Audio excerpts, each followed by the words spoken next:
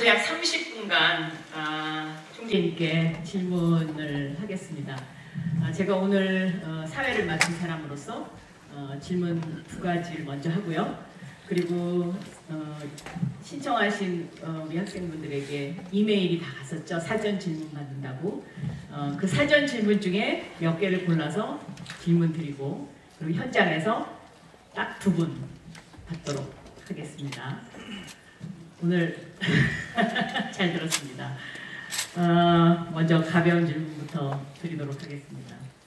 제가 질문을 고민을 했는데요. 총재님께서 만약에 지금 2030 세대 청년이라면 무엇을 하고 있으실까요? 그리고 어떤 미래를 선택하시겠습니까? 다시 그때로 가고 싶지 않은데. 사실 저는 아까 맨 처음에 했지만 여러분한테 개인적인 그런 조언을 할 만큼 제가 제 인생에 자신이 있거나 또 그렇게 생각하지 않는데요. 제 아들, 딸이 지금 2030입니다.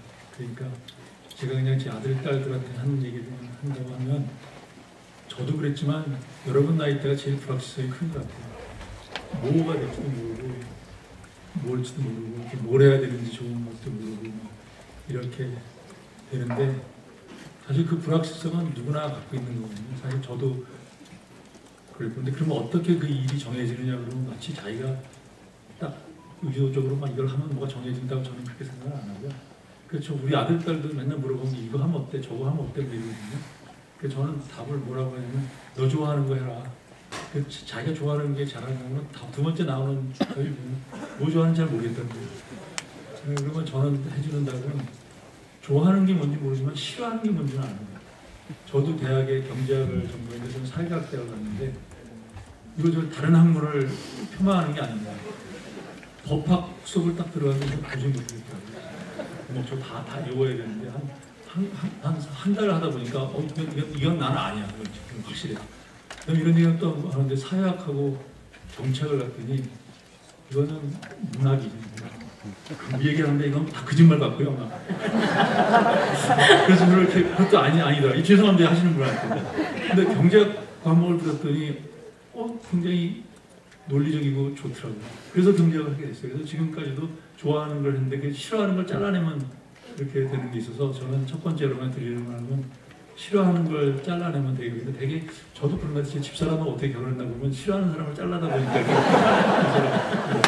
이런 집사람 되게 그래서 이제 그런 게 있고, 두 번째는 저희 때하고 다른 거는, 저는 애들한테 얘기할 때 저희는 사실 하나의 직업을 선택하면 그래서 열심히 한 다음에 은퇴를 하고 이렇게 그런 사람인데, 지금 저희 제너레이션은 80 산다고 생각하고 모든 걸 투자했습니다.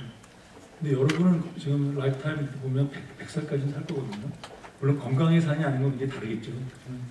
적어도 80까지는 70 몇 까지는 일을 해야 되는 그런 상황이라, 사실 직장을 하나만 가져서는 안 될 거기 때문에 두세 개를 가질 준비를 하는 거가 맞거든요. 제가 그래서 뭘 할지, 어떻게 살지, 2030 때 뭐 할지 그건 모르겠어요.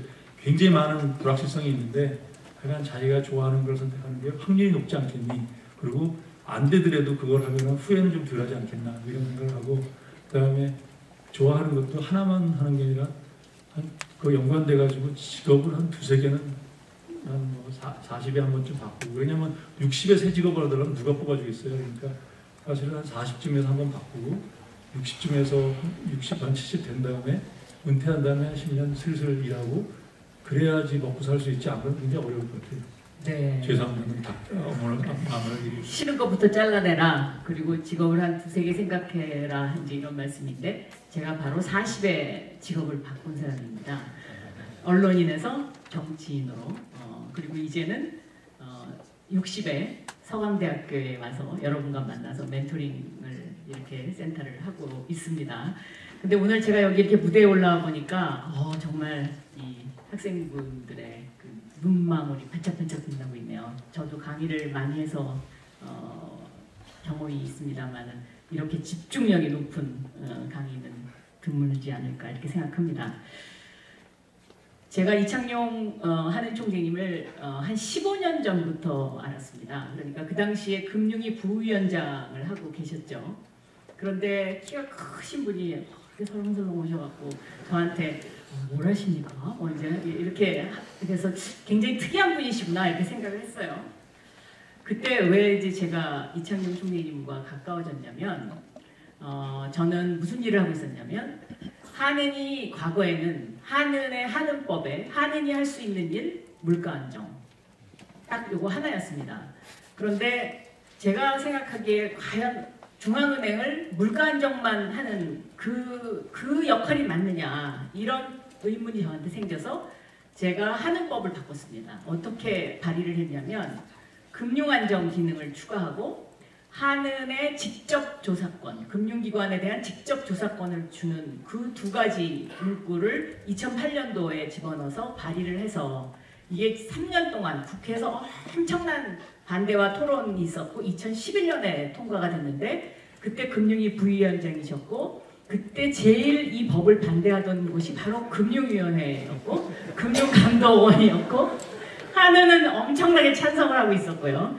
그런 관계였습니다. 그런데 거기서 아까 한은이 직접 조사권을 부여한다. 이것의 의미가 아까 총재님께서 강의하실 때 IMF가 독단적으로 자료를 요구해서 받을 수 있는 권한이 있기 때문에 IMF가 굉장히 세다. 이렇게 아까 강의하셨잖아요. 바로 한은에 그런 권한이 주어지는 법안을 발의해서 통과를 시켰던 그런 경험이 있었습니다. 그때 아마 총재님 속마음은 찬성을 하셨는데 겉으로만 반대하신 거죠? 이렇게 물어볼 때 여러분 절대로 속마음을 얘기하면 안 되고 당연합니다라고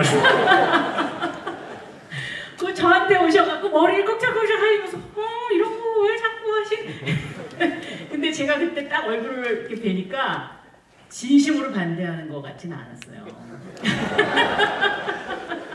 그래서 저하고 그거를 계기로 해서 밥도 먹고 뭐 이렇게 해서 이제 오늘날 이렇게 이제 바로 그 제가 발의한 한은법의 물가 안정, 금융 안정 그리고 직접 조사권을 가지신 총재님이 되셨는데요. 지금 이제 그때는 벌써 15년 전이고요. 디지털 시대가 왔고 디지털 경제가 왔고 이제 AI 시대가 오지 않았습니까? 그러면 이렇게 대전환이 있는 이 시대에 한은의 역할이 좀 더 변해야 되겠다 이런 건 느끼신 적 없으세요? 우선 감사드린다는 말씀 드리고요. 네, 감사합니다. 어떨지 모르지만 박경환님께서 뭐 해외 나가서 AI 연구를 많이 하고 오셔서 AI 지금 굉장히 큰 토픽입니다. 어떻게 바뀔지 모르겠고 그래서 지금 저희가 하는 입장에서 어떻게 하고 있냐면 사실은 저희도 이제 많이 따라가고 저한테 제일 큰 걱정은 하는이 독자적으로 AI에 얼마의 돈을 써야 되느냐. 우리가 지금 굉장히 많은 AI 하는 사람들이 있는데 그냥 상업적으로 돼 있는 프로그램을 사서 나중에 따라갈 건지 아니면 우리 스스로가 돈을 투자할 건지 이런 거가 더 현실적인 문제인데요. 저는 개인적으로는 AI를 많이 씁니다. 쓰는 게 주로 이제 랭귀지 모델이다 보니까 뭐 번역하고 그다음에 문서도 요약하고 많이 써서 직원들도 많이 쓰라고 이제 굉장히 많이 시키고 있는데 저는 여러분은 아마 지금 젊은 제너레이션은 지금 저희 하는 직원보다 훨씬 더 많이 쓰실 거예요. 그래서 자기 휴먼 캐피탈 늘리는 데 굉장히 도움이 될 것 같고 저는 이제 거시적으로 하는뿐만 아니라 우리나라에 있어서는 AI가 굉장히 큰 기회라고 생각하는데 그렇습니다. 예. 특히 우리는 다른 나라는 AI를 어떻게 미국 빼놓고 사실 AI 기술을 갖고 있는 나라가 어디냐면 미국, 중국, 우리, 러시아 정도 이렇게 되는데 우리가 이제 거기서 상당히 미국만큼 아니라 높은 수준을 가지고 있기 때문에 생산자로서 보면 우리가 AI 칩을 만들 수 있는 나라가 별로 없잖아요. 그래서 지금은 엔비디아 나가는 서버 칩만 얘기하고 있는데 사실 AI가 좀 더 발전되게 되면 이 디바이스로 나가는 칩을 만들게 되면 우리가 굉장히 많은 베네핏을 얻을 수 있어서 생산자로서의 베네핏도 굉장히 많이 얻고 또한 우리 젊은 제너레이션이 저는 굉장히 다이나믹하다고 생각하고 IT 인프라가 좋아가지고 저희 젊은 사람들이 AI 쓰고 있는 거가 저는 미국 빼놓고 다른 나라에 갔을 때 젊은 사람이 쓰는 것보다 훨씬 많이 쓰는 것 같아요. 저도 제 아들이 매일 쓰면서 일하는 거 보고 그러는데요. 그래서 우리가 하들 뭐 이게 불평등은 어떻게 가져올 거고 어떤 조합이 없어질 거고 막 이런 고민 많이 하는데 사실 그 고민은 뭐 사회적으로 해야 되겠지만 개인 입장에서는 사실 AI를 써서 자기 생산성을 얼마나 올리고 그런 거가 굉장히 개인한테 도움이 될 것 같아요. 저는 특히 궁극적으로는 AI 써서 랭귀지나 이런 문제가 없고 그러면 이때까지 우리나라가 물건을 수출했는데 나는 앞으로는 AI를 이용해서 자기를 수출할 수 있으면 여러분 자원마켓이 굉장히 늘어날 거예요. 서비스 수출이죠. 여러분이 스스로 하나하나가 AI를 통해서 랭귀지나 이런 거 훨씬 더 쉽게 커뮤니케이션 할 수 있으면 여기 능력 있는 AI로 잘 무장이 된 여러분이 해외로 안 나가면서도 그 해외에 있는 사람 직장에 취직할 수 있는 기회가 많이 올 거라 생각합니다. 예, 굉장히 중요한 말씀 해주셨는데 AI가 개인의 생산성을 높인다. 그 말씀은 곧 AI가 기업의 생산성, 국가의 생산성, 학교의 생산성, 모든 생산성을 높이는 이제 그런 시대에 왔기 때문에 저는 그 생산성의 그 효율 가치를 어떻게 우리가 받아들이냐에 따라서 한 사람 한 사람의 좀 더 해야 될 다양한 일들이 더 많이 펼쳐진다라고 긍정적으로 보고 있는 사람입니다. 그럼 이제 여러분께서 주신 사전 질문을 몇 가지 추려서 총재님께 드리도록 하겠습니다. 서강대 수학과의 김도은님 주셨습니다. 디지털 화폐 발행이 경제적 영향과 그리고 디지털 화폐 발행의 경제적 영향과 그다음에 CD 도입이 환율에 미치는 영향에 대해서 질문 주셨습니다. 수준이 상당히 높습니다. 어떻게 대답을 할지 모르겠네요. 우선 CBDC라고 센트럴 뱅크 디지털 커런시 지금 저희들이 연구를 많이 하고 있고요. 근데 일단은 중앙은행 사람들은 CBDC를 왜 만드냐라고 할 때 그 마음 중에 하나는 지금 비트코인이라든지 여러 가지 버추얼 커런시가 그리고 스테이블 코인이 이제 기본적으로 규제되지 않고 많이 사용되고 있는데 그거가 통화 정책의 어떤 유효성이라든지 해외에서 자본이 왔다 갔다 하는 것을 마음대로 하게 되면 사실 여러 가지 부정적인 효과도 큽니다. 물론 여러 번 투자해서 돈을 많이 버는 것도 있을지 모르지만 그래서 어떻게 생각하면 이 목적 중에 하나 가장 큰 거는 그 스테이블 코인이라든지 레귤레이트 그러니까 규제되지 않는 여러 버추얼 커런시 가상 자산의 대용을 만들어 줘야 경쟁하지 않겠냐. 사실 이제 갈수록 이 모든 화폐뿐만 아니라 자산들이 여러분 이제 디지털라이즈되고 토큰화되거든요. 여러분 이제 앞으로 주식, 채권 이런 것도 다 토큰화해가지고 버추얼 에셋으로 사고팔고 하고 있을 텐데 그거를 결제하는 수단이 지금처럼 화폐면 온라인 바깥으로 나와서 거래를 하게 되면 비효율적이잖아요. 그러니까 이 모바일에서 다 할 수 있게끔 디지털 커런시를 만들어 줘서 사람들이 디지털 에셋을 버추얼 커런시를 그러니까 스테이블 코인이나 같은 걸 가지고 페이먼트 하지 않고 공신력이 있는 CBDC를 통해서 할 수 있게 만들어주는 게 하나의 목적이고 두 번째는 좀 더 깊게 하는데 스마트 컨트랙트라고 해서 화폐에 프로그램을 집어넣는 기능을 할 수가 있거든요. 지금처럼 이 돈이면은 프로그램을 못 집어넣는데 디지털 커런시면 화폐에 프로그램을 집어넣을 수 있습니다. 예를 들면 뭐 정부가 바우처를 준다고 할 때 소득이 어느 이하인 사람의 구자에 다 넣어라 그러면 그것도 쓸 수 있고 또 여러분한테 돈을 주는데 술 먹는 게 영 싫으면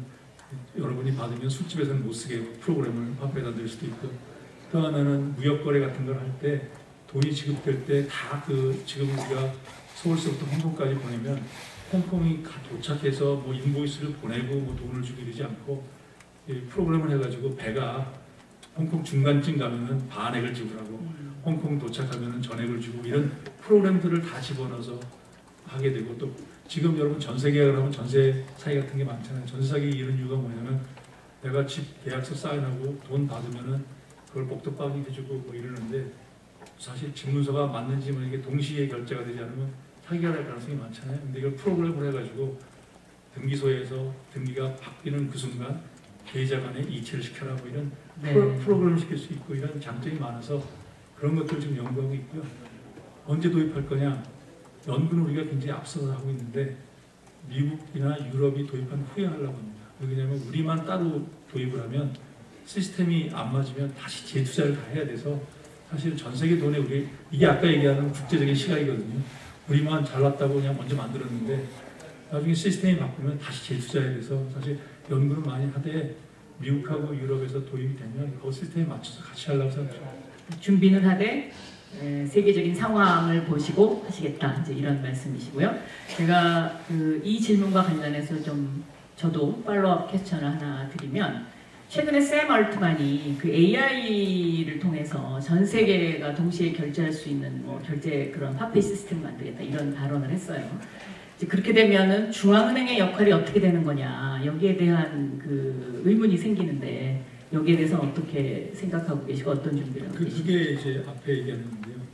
샘 얼트만이나 이런 민간 플랫폼이 자기가 그런 걸 만든다고 하면 결국은 자기 프로덕트가 그 메인에 들어가게 되거든요. 네. 그러니까 화폐라는 건 시니어리지라고 해서 화폐 발행에 이익이 있는데 우리가 샘 얼트만이 만드는 그 도메인에 거기서 주로 하는 거에다가 다 화폐를 전 세계에 맡긴다는 건 또 상당히 다른 위험이 있죠. 물론 다 말은 블록체인으로 다 분권화되어 있다고 얘기하지만 그 분권화의 의사결정을 하는 사람 그리고 그 중에 누가 그 의사결정을 할지 이런 가버넌스 문제는 누군가 처음 만든 사람이 가장 힘이 있을 거 아니에요.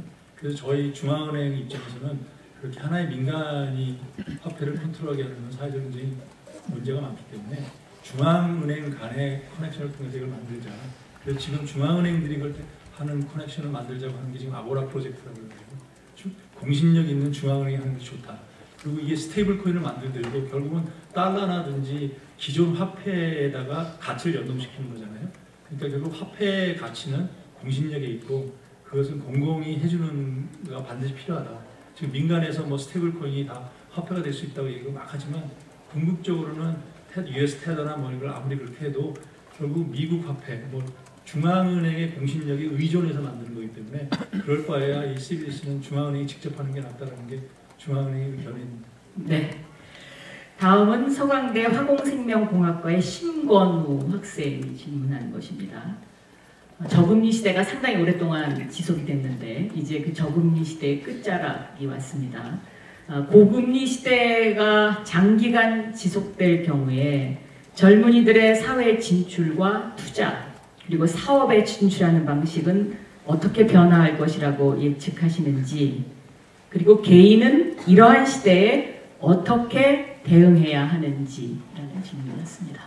질문의 요지는 이제 인플레도 높아지고 그러니까 과거에 금리도 낮고 인플레도 낮은데 지금 고인플레이션 시대가 되고 살기가 각박해졌으니까 어떻게 사냐는 하소연 같은 거거든요. 약간 그런 것도 있는 것 같습니다. 그렇지만 굉장히 수준 높은 질문을 했다. 그리고 여러분 이해하시죠?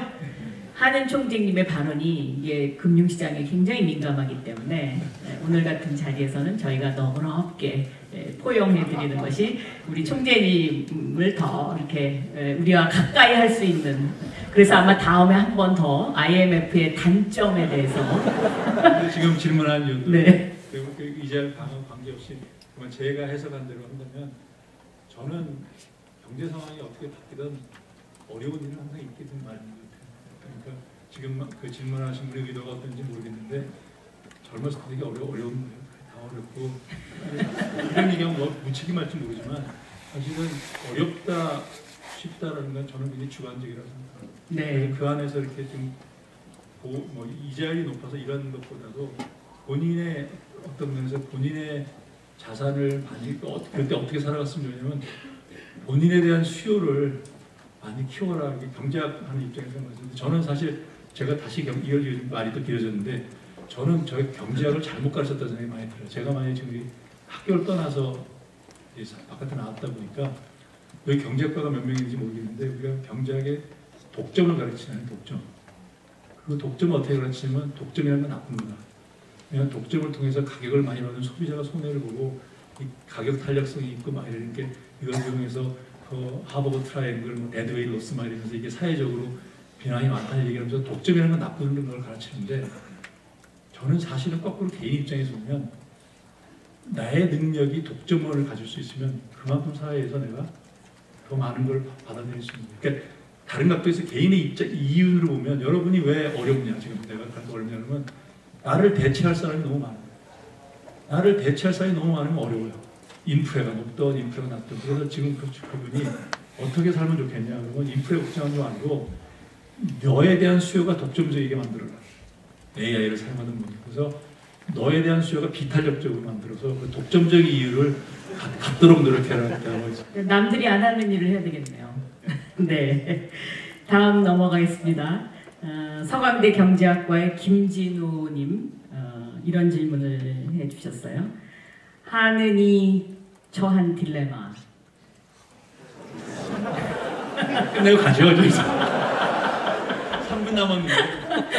부동산, 환율, 내수 문제 해결 중에 가장 중요하다고 생각하시는 것은 무엇입니까? 이겁니다. 이건 답하기가 쉬워요. 그때 달라요. 정답. 진짜 그때 달라요.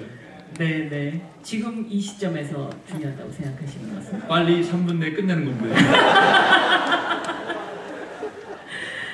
네, 오늘 이 자리에는 서강대 학생뿐만 아니라 다른 대학의 학생들도 많이 와 계신데요.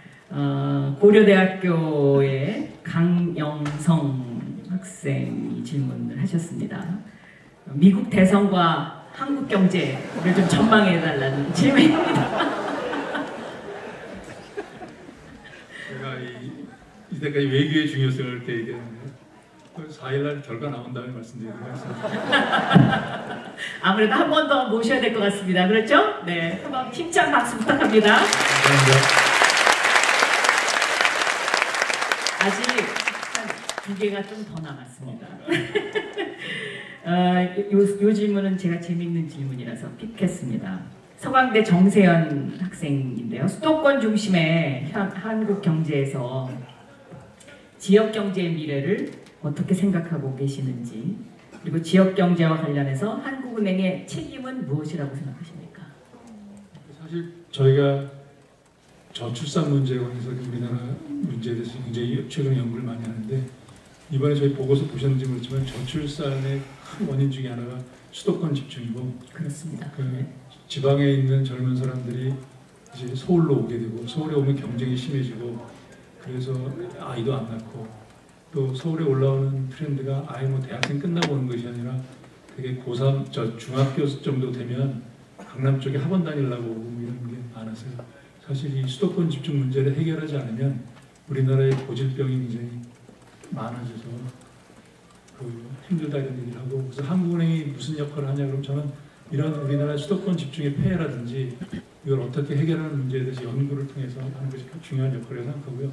나온 김에 제가 여기 학교 왔으니까 교수님들 계시니까 저희들이 그거의 해결책 하나로 좀 각 학교가 그 고등학교 학생의 비례해서 좀 학생을 좀 뽑아달라. 여기 아마 서울에 있는 학생이 많아서 제가 이런 얘기하면 인기 없는지 알겠어요. 그렇지만 그걸 할 때 그런 얘기를 했더니 지금 이게 강남권에 대한 역차별이다, 서울에 대한 역차별이다, 그 다음에 현실성이 없다. 왜냐면 이렇게 다 비례를 어떻게 뽑냐 뭐 이런 얘기가 굉장히 많은데, 저는 사실 좀 생각이 발상이 좀 바뀌었으면 하는 거가, 제가 아까 해외 얘기를 한 거가 전 세계 돌다 보니까 어느 대학도 성적순만 뽑는다는 건 없어요. 진짜 그게 객관적이지도 않고 여러 문제가 있고, 그래서 어떻게 보면 여러 지역의 학생들을 골고루 뽑아요. 근데 이제 그렇게 안 하고 우리나라는 그렇게 하다 보면 뭐 이상한 일도 생기고, 그러니까 그게 공정하지 않다는 생각들이 너무나 꽉 차 있어가지고 그걸 벗어나니까 역차별이라고 얘기하고 네. 근데 사실 지금 상황 자체가 굉장히 우리나라가 이상하게 된 거예요. 저는 그래서 다양하게 이걸 이게 만병통치는 아닌데 정부 정책할 것도 아니고, 교수님들 어떻게 생각하면 다양성이 중요하잖아요.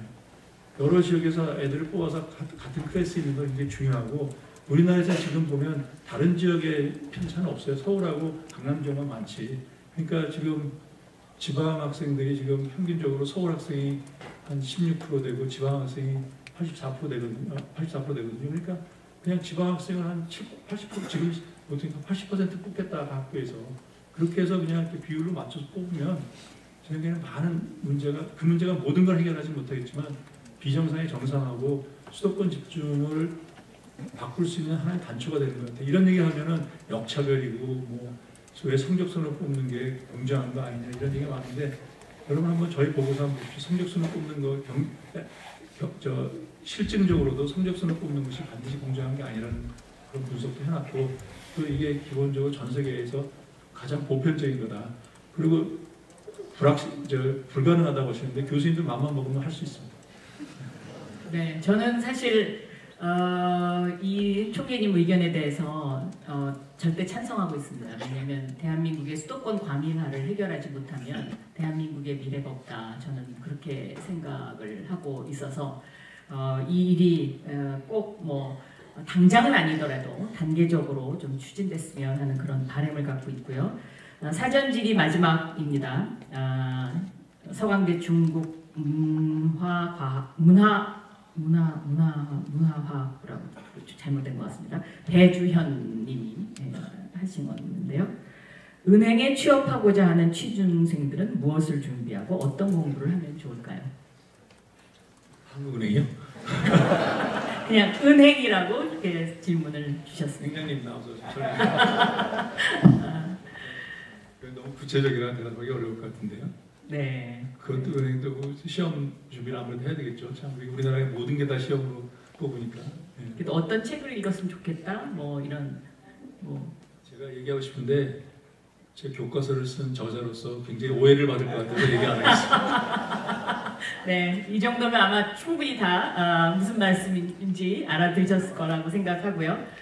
이제 현장에서 질문 두 분 받겠습니다. 먼저 서강대학교가 아닌 대학에서 오신 분 중에 질문하실 분 있으면 손 들어주세요. 네, 여기 네, 남자분, 네, 그 가운데에, 네, 여기, 네. 안녕하세요. 저는 고려대학교에서 강연 들으러 온 이동성이라고요. 네, 강연 너무 잘 들었습니다. 감사합니다. 여쭤보고 싶은 거는요. 총재님께서 이제 메시지를 많이 내시는데요.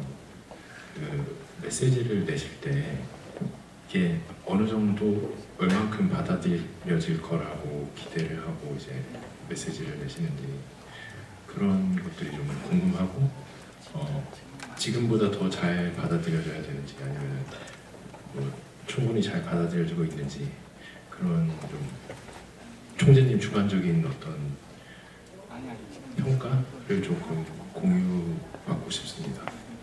그러니까 다시 정리하자면은 네, 상당히 철학적인 질문을 하셨습니다. 네. 총재님께서 정책적 결정 이외에 그런 결정된 사항에 대한 소통적인 그 효과를 어느 정도로 보고 계시는지를 좀 여쭤보고 싶습니다. 두 가지인데 통화정책은 제가 결정하는 게 아니라 금융통화위원회에서 같이 결정하잖아요. 그러니까 통화정책의 효과는 뭐 시차가 있지만 저는 굉장히 직접적이라고 보고요. 그거는 메시지가 필요한 것이 아니라 이자 결정 자체가 굉장히 금통위 결정이 뭐 경제에 파급하는 효과가 크기 때문에 굉장히 크다고 생각을 하고 아마 질문한 것은 그 밖에 제가 얘기했던 뭐 교육이라든지 이런 구조적인 문제에 대한 메시지를 어떻게 하냐는 건데 우선 첫 번째로 제가 명확하게 얘기한 건 지금 교육 페이퍼나 이런 건 한국은행에 리서치 하신 분들이 있습니다. 이게 마치 지금 바깥에서는 제 얘기처럼 해가지고 어떤 면에서 제가 미안한 마음도 있어요. 왜냐하면 제가 같이 뭐 연구도 하고 지원도 하고 그랬지만 사실 그 페이퍼를 쓴 저자들이 있고 이게 저자들의 의견이고 네. 제가 서포트하는 거기 때문에 제 메시지라고 저는 그렇게 생각하지 않고 있고요. 한국은행의 메시지고 그 효과가 얼마 있을 거를 생각하고 하느냐 당연히 받아들였으면 좋겠는데 저희들이 할 때는 저 어떤 자신감을 가지고 하냐면 우리가 하는 얘기가 한국 뭐 다른 전문가가 있지만 교육 전문가도 있고 농업 전문가도 있고 노동 전문가도 있지만 적어도 우리가 이렇게 연구를 해가지고 이걸 내면 효과가 있을 거다.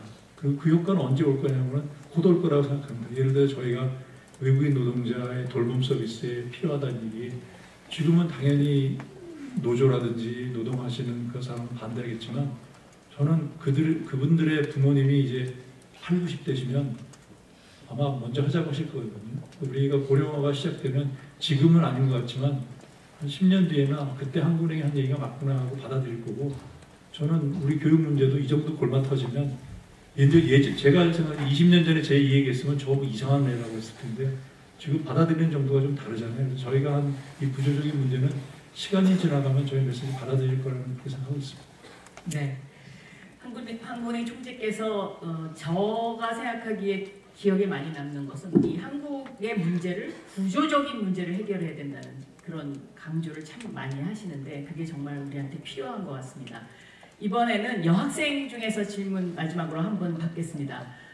네, 저 뒤에, 네, 저기 뒤에, 네.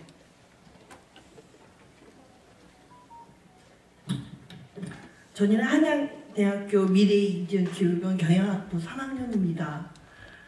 그 총재님 말씀 너무 잘 들었고요. 좀 네. 순수하고 좋으신 분 같아요. 지금 미국하고 중국 패권 싸움에 있어서 중산층을 많이 이렇게 좀 깎으려고 한다고 표현할까? 그런 것 같고 저희도 중산층 입장이고 그 집값이 한 번은 폭등할 수 있다고 생각을 하고 있거든요. 고령화는 이미 시작했지만서도 한 번 오를 수 있다고 보고 우리도 일본처럼 민법도 똑같지만 그거에 좀 따라가고 있다고 저는 개인적으로 의지를 좀 가지고 있습니다. 그리고 달러도 한 번 더 오를 것 같기도 한데 좀 많은 말을 하고 싶지만 좀 떨려서 말을 못하겠고 일단 중산층을 세계에서나 국내에서나 좀 쉽게 표현하면 좀 깎아내리고 정치하기도 편하고 세계에서도 그렇게 하려고 하는 그런 의도가 느끼고 있어요.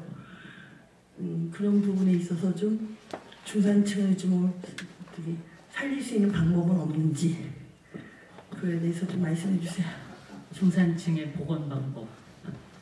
어려운 게 중산층뿐만 아니라 사실은 최근에는 자영업자하고 취약계층이 이제 어려운 이유가 사실이고요. 경제를 하는 이유가 다 잘 살자는 그 경제재민의 뜻의 경제의 뜻 자체가 여러 사람을 잘 살게 하는 그런 게 있기 때문에 저희가 구조적 페이퍼 쓰고 뭐 이러지만 사실은 저는 그거의 하나 해결이 의식주. 우리나라 지금 비싼 게 뭐냐 그러면 집값이 비싸고 그다음에 먹을 거가 국제적으로 비싸고 그다음에 옷은 우리나라가 비쌀 이유가 없는데 자꾸 명품만 서로 찾아서 비싸고 뭐 이런 그래서 이런 기본적으로 국민의 생활에 대한 기본적인 거를 어떻게 하면 적당한 가격을 주느냐 중요하고요. 그런 면에서는 집값 잡는 거는 저는 굉장히 중요하다고 생각해서 지금 저희 통화정책할 때도 고려하고 있고 최근에 로제의 아파트가 되는 아파트 값이 오를까 봐 상당히 고민하고 있습니다. 네.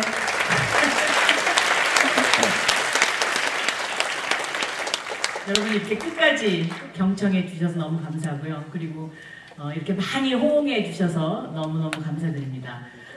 서강대학교 멘토링센터 생각의 창 2차 특강은 11월 26일 오후 5시 서강대학교 경제대학 남도구간 101호실에서 있습니다. 그때도 많이 참여해 주셨으면 좋겠습니다. 그리고 오늘 이창용 총재님, 기다리 아저씨와의 대화 너무너무 유익했다고 생각합니다. 여러분도 그렇게 생각하세요? 네, 감사합니다. 네.